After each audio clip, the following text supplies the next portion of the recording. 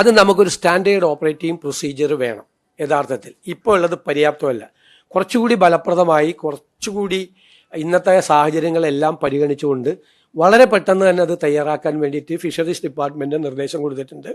അത് ബാക്കി വിദഗ്ധരുമായിട്ട് കൂടി ആലോചിച്ച് ഏറ്റവും പെട്ടെന്ന് തന്നെ ഒരു സ്റ്റാൻഡേർഡ് ഓപ്പറേറ്റീവ് പ്രൊസീജിയർ, ഒരാളെ കാണാതായി കഴിഞ്ഞാൽ, കടലിൽ കാണാതായി കഴിഞ്ഞാൽ അയാളെ രക്ഷപ്പെടുത്തുന്നതിന് വേണ്ടിയിട്ടുള്ള ഓരോ മിനിറ്റ് വെച്ചിട്ടുള്ള കാര്യങ്ങൾ അനുസരിച്ചിട്ടുള്ള സംഭവങ്ങൾ തീർച്ചയായിട്ടും അത് ചെയ്യും. അതെല്ലാം പരിഗണിക്കും അതെല്ലാം നമ്മൾ തീർച്ചയായിട്ടും പല രീതിയിലുള്ള സഹായം അവർക്ക് നൽകേണ്ടതുണ്ട്. അതെല്ലാം നമ്മൾ തീർച്ചയായിട്ടും അത് പരിശോധിക്കും. മുതലപ്പുഴയിലെ അപകടാവസ്ഥ പരിഹരിക്കാൻ ആദ്യത്തെ ഒരു യോഗം ചേർന്നിട്ടുണ്ട്.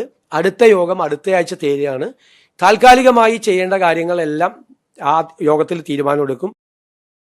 കാര്യങ്ങൾ ചില എക്സ്പേർട്ട് കമ്മിറ്റികളുടെ റിപ്പോർട്ടുകളുണ്ട്. ആ റിപ്പോർട്ടുകൾ കൂടി പരിശോധിച്ചുകൊണ്ടിരിക്കുകയാണ്. IIT ഉൾപ്പെടെയുള്ള ചില എക്സ്പേർട്ട് കമ്മിറ്റികൾ. ഒരു അപകട മേഖല 80-ലധികം ആളുകളാണ് അവിടെ മരിച്ചത്.